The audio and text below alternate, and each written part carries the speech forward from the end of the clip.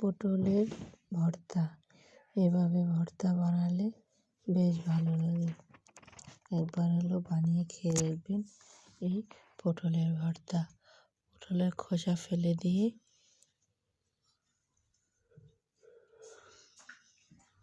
এভাবে ভর্তা বানিয়ে খেলে বেশ ভালো লাগে।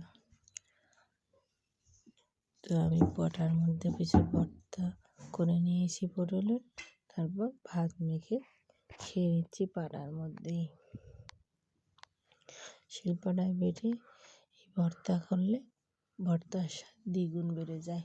প্রথমে আমি কিছু পটল কুচি করে কেটে নিয়েছি, তারপর রসুন, শুকনো মরিচ নিয়ে নিয়েছি। তারপর একটা কড়াই বসিয়ে দিয়েছি, কড়াইয়ের মধ্যে পটলগুলো দিয়ে দিয়েছি। এপাশ ওপাশ করে একটু নাড়াচাড়া করে দিয়েছি। তারপর দিয়ে দিয়েছি যেটা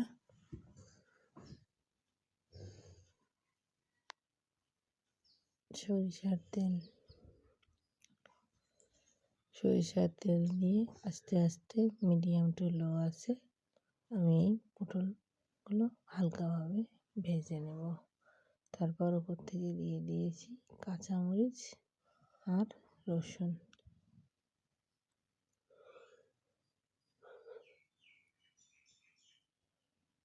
এভাবে যখন লাল লালভাবে ভাজা হয়ে যাবে, তারপর এগুলো আমি পাটার মধ্যে ভালো করে বেটে ভর্তা করে নেব।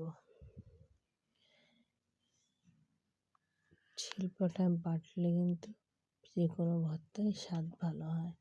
তো আপনারা যারা শিলপাটায় বাটতে পারেন না, তারা ব্লেন্ডারেও করে নিতে পারেন। এভাবে বাটা হয়ে গেলে তারপর কিছু পেঁয়াজ কুচি দিয়ে আর দিয়ে দিয়েছি কিছুটা সরিষার তেল। তারপর হাত দিয়ে ভালোভাবে পেঁয়াজ আর কাঁচামরিচ পটল বাটাগুলো ভালো করে মিক্স করে নেব।